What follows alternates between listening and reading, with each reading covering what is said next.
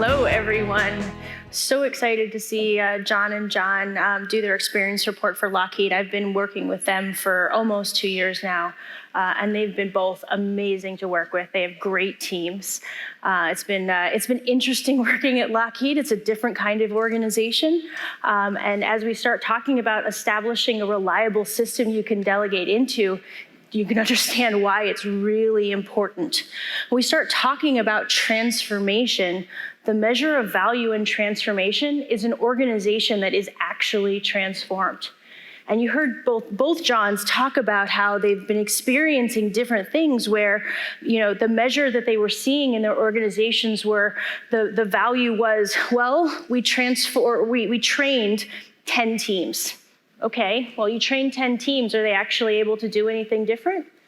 Or we've got 15 Scrum Masters who've all gone through Scrum Master certification and they're certified. Does that make a change in your organization? So as we start talking about establishing a reliable system that you can delegate into, we have to focus on the value that comes out of the organization from the transformation. Because that transformed organization is actually what matters. So what we're going to talk about today, we're going to talk a little bit more about the 4 quadrants. I know Mike and Anita started talking a little bit about those. We're going to talk about base camps in a lot more detail. Some of you might be new to what the heck is a base camp. We're going to talk about what that is. We're going to talk about what an expedition is. And we're going to talk about the journey and how we use outcomes-based plans to get ourselves through the transformation. So a number of years ago, before I joined Leading Agile, I was actually a client of Leading Agile. I worked for a company called Fiserv. Some of you might know they're here in Atlanta. And at the time, I was working with Dennis, and we started talking, and he came to me. He was like super excited, and he started talking about base camps and expeditions and all the work we were going to do. And I was like, hold on, slow down, Dennis. You're using a lot of words. I have no idea what any of them mean. We got to step back. We got to step back and be able to be talking the same language. So we start talking about that trustworthy system. We start talking about base camps. The imagery that comes to mind is this climbing the mountain. Start talking about climbing to Mount Everest. You can't just suddenly be at the top of Mount Everest. There's things that you have to do along the way. There are base camps that show measurable progress. You've climbed ways up the mountain. You can stop, take a break, regroup, determine whether or not you want to continue climbing up that mountain. The people climbing up the mountain they're an expedition. They become a team. And we're going to talk about what it means to take a vertical slice of teams through an expedition and why that's important. But before we get into those kinds of details, let's take a step back and let's talk about the 4 quadrants. And Mike touched on this before. We have the 4 quadrants are made up of 2 axes. So we have the x-axis, and that axis is about your organization. Your organization is either designed for predictability or it's designed for adaptability. A lot of organizations have tons of process, and that process exists for a reason. There's some reasons that it's there, but it has lots of process that people have to go through in order to be able to get working, tested product out the door. You also have organizations that are adaptable, and adaptable organizations are ones that don't have as much process. So you think about organizations designed for predictability. As I'm working with Lockheed Martin is designed for predictability. There's lots of process, and there's lots of good reason for that process. They want to make sure that they're delivering product that's secure, that's not going to kill anybody unless it's actually designed to kill somebody, because they do make those things too. Or you have organizations that are designed for adaptability. And organizations that are designed for adaptability, you think about startups, a lot of startups, they just don't have a lot of process. They don't have the people to put that process in place. They just need to get things out the door as quickly as possible. And then on the y-axis, we have a measure of markets. And markets are either emergent or they're convergent. In emergent markets, we're not exactly sure what our product is. We're still working through, what it is that we want to build that our customers are going to then want to go buy. Convergent markets, we know what our products are. There isn't a lot of change. We have a belief that we know what we're trying to build. So we start talking about these various axes and we put them together, and all of a sudden we've got 4 quadrants. And we start off with most organizations, and every organization that I've worked with or that I've been a part of, we often start in this upper left-hand quadrant. In the upper left-hand quadrant, you have an organization that's designed for predictability, and you have a market that is emergent, or maybe just a market that feels emergent because you have requirements that are changing all of the time. So you have the people in the business who look at the people in engineering and they go, you can't build anything, it takes you forever, and then once you do finally get something out the door, the quality is terrible. And then you've got the people in the engineering and IT looking at the business and going, you have no idea what you want, you're constantly changing your mind, and we can't get anything done before you're telling us what to change, is why we can't ship anything. And you have this tension between them. There's no trust between them. They're often clashing. They are each pointing fingers at the other one. And it takes a ton of heroics to get anything out the door. The first client that I worked with when I came to work with leading Agile, on my second or third day there, I overheard a conversation about the release that they were doing that night. And they were talking about the release, and I just started asking some questions. And they told me that their release requires 40 people to be on a call, usually from about 9 o'clock at night until like 3 or 4 o'clock in the morning. And I was like, oh my goodness, that sounds terrible. What's going on? And I had one person telling me, no, we just all love being on a call together.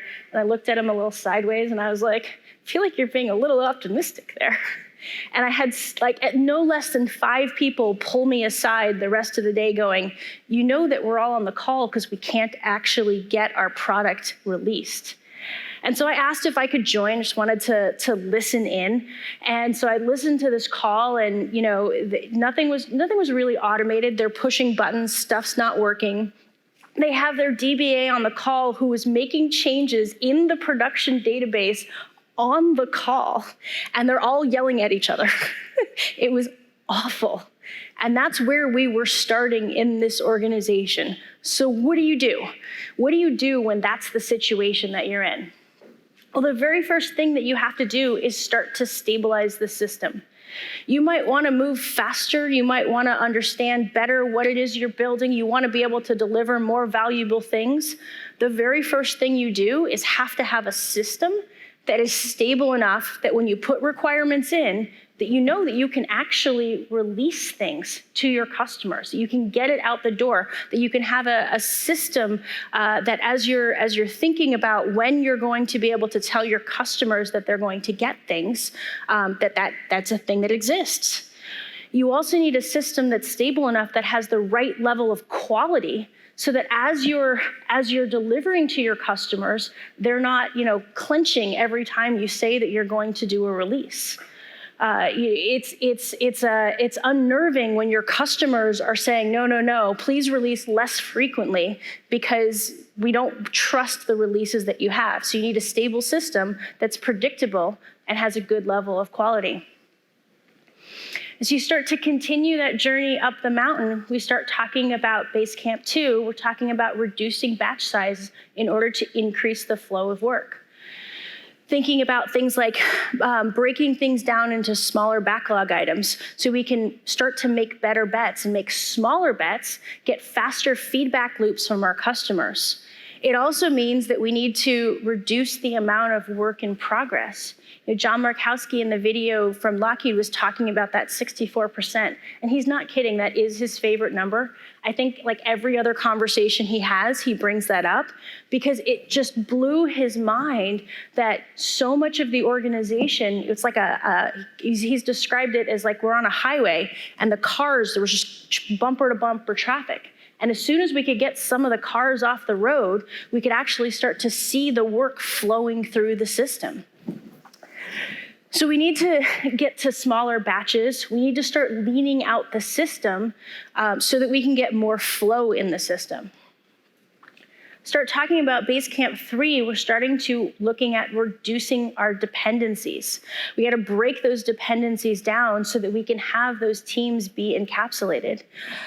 I think it was Mike who was talking about this morning that we need to start doing things like product extraction. We have to have the right automation in place so that we don't have late testing cycles that cause us challenges and we can't get things out the door. We need to bring those technical challenges in, and also probably some organizational challenges, start breaking those dependencies so that the teams can move faster. As we move into Basecamp 4, we're talking about increasing local autonomy, and that really is about the funding model. We need to make sure that we are funding our products, that we have the right funding, and we're not funding projects. And this is a really big challenge for a lot of organizations who've been funding projects forever.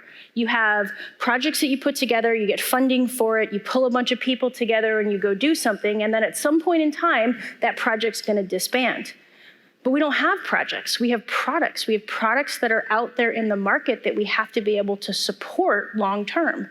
And they might need more funding in the beginning and less funding later on, but we have to be able to move those levers and fund them the right way so that we can get the organization where we need to go. And then finally, Basecamp 5 is about investing to learn. We're really now in that emergent space where we don't know what our products are. We're not really sure what the market wants, so we have to be able to find the right way so that we can determine whether or not we can very quickly, should we continue, should we pivot, or should we kill it? I've been a part of a number of products throughout my career where everybody knew that what we were doing wasn't going to go anywhere, but we had spent so much money on it that we just kept investing in it, hoping that somehow we were going to find the customer who was going to be like, oh yeah, that thing you've been building for the last 3 years where you don't have any customers buying it, now I want that. And we want to be able to not spend 3 years developing something and then find that that thing doesn't exist anymore.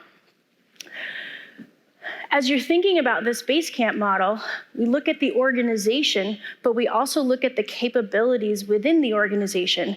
Not every capability, not every product in your organization needs to go to Basecamp 5.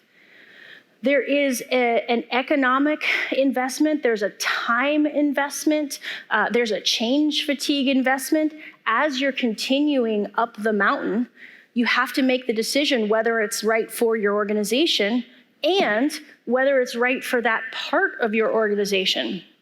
So what do I mean by that? And I'll give you a couple examples. A number of years ago, I was working at Fiserv, and we were working with a mainframe application that did like 80% of the ACH transactions for the country. This product was 30 plus years old, and it was chugging along. And there were like 10 people in the entire country who knew how it worked, and they were all, they'd been working on it since the beginning. Their releases were 2+ years long. So they do a 2+ year long release, and then they'd have 6, maybe sometimes 9 months of regression testing in order to get it out the door. So you have something where a new requirement comes in from the federal government, from a local government, whatever that is, you have to get that in. And now you've got potentially almost a 3-year cycle before you can get that into the hands of the customers.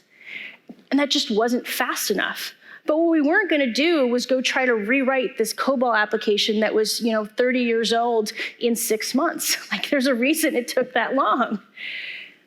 What was important was we had to get that to a stable system and be able to react more frequently. So we took this organization and we said, we're going to do quarterly releases. So at the end of every quarter, we're going to release to production. And there was some crying, there was some screaming, there was some, it's never going to happen, but we did it. We worked with them and we got them to a place where we were able to do quarterly releases. Now, this mainframe application where they told me it had to take 6 to 9 months in order for them to be able to release every single time, when we started breaking that down into those quarterly releases, you didn't have to test everything. You were changing less things So you have to test less things. We were never going to take that mainframe team to Basecamp 5.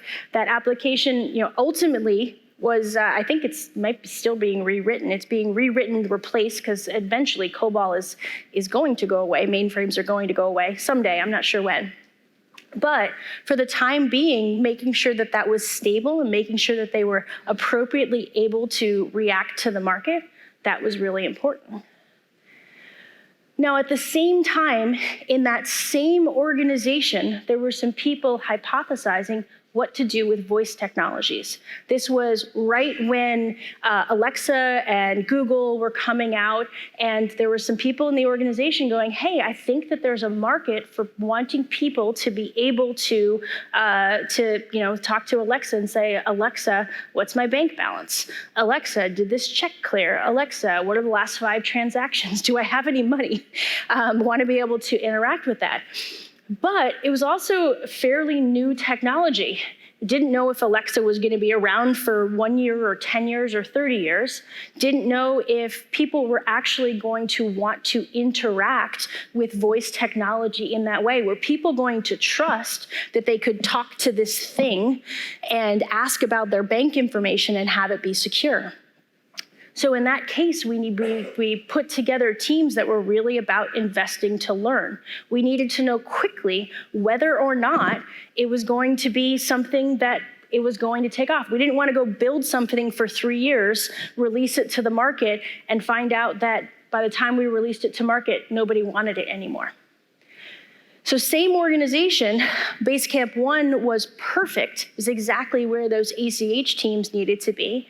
And Basecamp 5 was where the voice technology needed to be. And we appropriately decided that as we were determining what was right for the organization. Other things that might happen, one of my first clients came in, started talking to them. We talked about the 4 quadrants, and they believed that their market was very, very emergent, that they needed to be able to release. At the time, they were telling me they needed to be able to release to production at least daily, if not more frequently. And what they were building was an application effectively for a call center. So the specific organization, they were dealing with workers' comp. And most people dealing with workers' comp, they'll call up the call center, they'll ask where's my, what's the next step in what I'm doing. That call center will tell them where it is they're supposed to be, what doctor's appointment, whatever that is, and then they'll go and do that.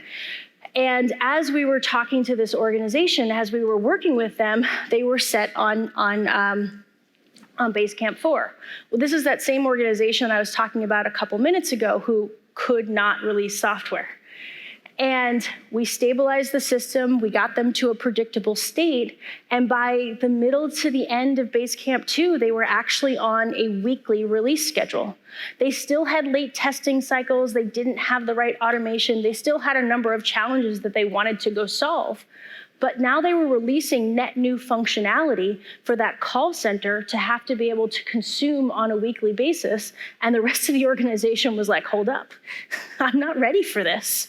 And so while the technology organization thought that the operations organization wanted them to move at the speed of having those multiple releases a day, when it came down to it, they had to pause, they had to stop, because those weekly releases were fast enough for the organization. So it wasn't economically a good idea for them to continue on to Basecamp 3 at that time. There was other transformation that they needed in their operations organization before it made sense for technology to continue to move forward.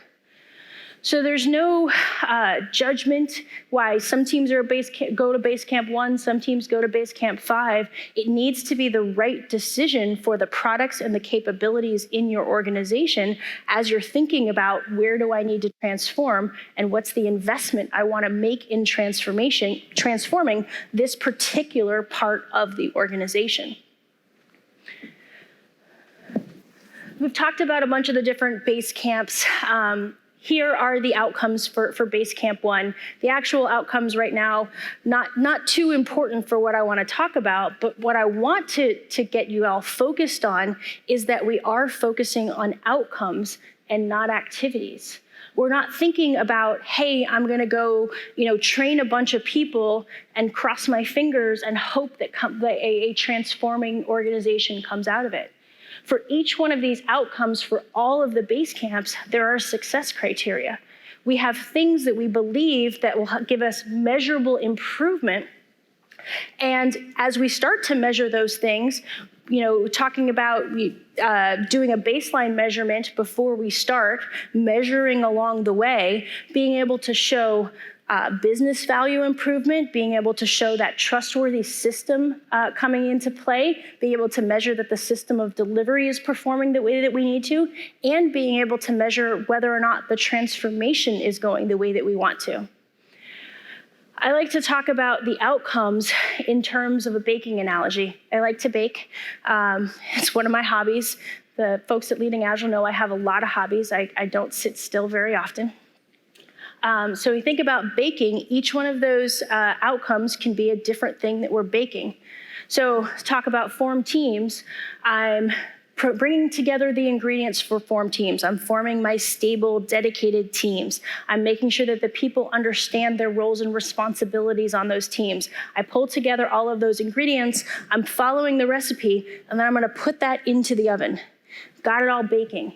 Now I'm not gonna wait until that cake comes out of the oven for me to go now start working on my next outcome. I've now got to go make the establish the flow of work brownies. Again, I'm going to pull together my ingredients. I'm going to make sure that people understand the governance model, that the governance model is reflected in your Agile lifecycle management tool. Pull all of those things together, put the brownies in the oven, and I'm going to move on to the make and meet commitment cookies. I'm going to keep baking more and more things as I go through this. And I'm going to trust that when my cake comes out of the oven, my form team's cake comes out of the oven, that I'm going to have met those success criteria. And if for some reason I don't, let's say, to what John Markowski was talking about a minute ago, let's say people didn't really understand the roles and responsibilities. Well, I'm not going to, give up and start over. I'm going to try to figure out what I need to do differently. I'm going to adjust my coaching plan, adjust whatever it is that I need to do to make sure that that cake is everything that everyone wants it to be. And by the time we get to the end of all of these outcomes, I should be able to start seeing the value that's coming out of the earlier outcomes. And you should be able to see that measurable progress through things like the assessments that we do with our teams and be able to see that they are meeting those success criteria as we move forward. The outcomes-based plan is a really important part of being able to show measurable progress. We're not done because we said transformation was going to take 6 months and our time period is up, and so we must be transformed. We're transformed when we're able to show that measurable progress. The unit of value for transforming or for a transformed organization is that the organization actually transformed. So we start to talk about how do we go do this? Like, what does this actually mean in practice? Whenever we go into an organization, we start with a pilot. That pilot needs to be a part of the organization that is meaningful. So it's not something that, people are like, oh, well, you transformed that organization, but anybody could have done that. It's got to be meaningful to the organization that it transformed. It's got to be able to show measurable business value. And we need to be able to prove out our hypothesis that what we're trying to do, what transformation is actually going to have meaningful business value to your organization. We start with a vertical slice. I think Anita talked about this. That vertical slice is portfolio teams, product teams, and delivery teams. Well, why do we talk about that whole vertical slice? It's because this is more than just Scrum. If we go out, we build a bunch of Scrum teams, we get them working really, really well, and everything around them hasn't changed, those teams are going to only be able to get a fractional amount of improvement in the organization. What we need is that trustworthy system that when we put requirements into the system, that we know that those requirements are going to come out as working tested product out of the system in some measure of time, whether that's it comes out in a quarter, it comes out in a month. I have to be able to know that. So that vertical slice is exceptionally important. when we look at the organization and we look at that vertical slice, that's what we're calling an expedition. Flipping back to the Lockheed organization, when we looked at Clouded LM, we had that vertical slice in Clouded LM. It was a portfolio team and 2 product teams and 9 delivery teams, and they went through that together. We had some learnings on that where, they weren't quite sure, whether or not they were going to be able to fully dedicate people at the portfolio level and the product team level. And we found very quickly through data, we were able to show that where we didn't have those dedicated roles, where we didn't have those dedicated resources, that it was really difficult for them to be able to continue to move forward. So we do our pilot, we pull things together, we prove out our hypothesis and what we're trying to accomplish, and then what do? Well, now we need to figure out how to roll this out to the rest of the organization. We need to understand where the organization is hurting the most, where the organization needs the most transformation, and put together a roadmap that will enable us to be able to transform. A lot of the questions I get is, well, how long is it going to take? Well, it depends on how fast you want to go. You can start rolling this out really, really rapidly to multiple parts of the organization. You can also, do, less expeditions, not do it as quickly, and it's going to take longer. And that's really a measure of how fast the organization is going to be able to invest in the change and be able to make the change. And that's going to be different for different organizations. The other thing that will be true, and Dennis is going to talk more about this in a minute, is that as we're starting to go through transformation, we're going to find that there are organizational impediments that start to come up that we can absolutely orchestrate around, but the teams are not going to be able to solve themselves. If there are regulatory requirements, or we need to get into better product fit, or we don't have the right funding, the teams themselves are not going to be able to solve that. They can work around it, we can orchestrate it, but we have to be able to have the right conversations and start to remove those organizational impediments for the organization to continue to transform. So when we start talking about this trustworthy system, enabling the trustworthy system that we're able to delegate into, we've got to intentionally design the system. We've got to have that system. We talk about the system of delivery Mike was talking about. We have portfolio teams, product teams, delivery teams. The system of delivery needs to be able to perform well. There are people who are going to be in the system of delivery. We also need that system of transformation, those folks who are working on the system. Working on the system is really important. We forget that, if you have a train, trains run, people are on the train, but at every stop, there are people who are there, and even people, while the train is going, there are people who are making sure that the train keeps going. And having that system of transformation, having the right people who are there working on the system is important. We need to create a measurable way to get there. We talk about base camps. We're trying to determine what the right thing is, how we start to climb up the mountain, where the destination is for each part of your organization.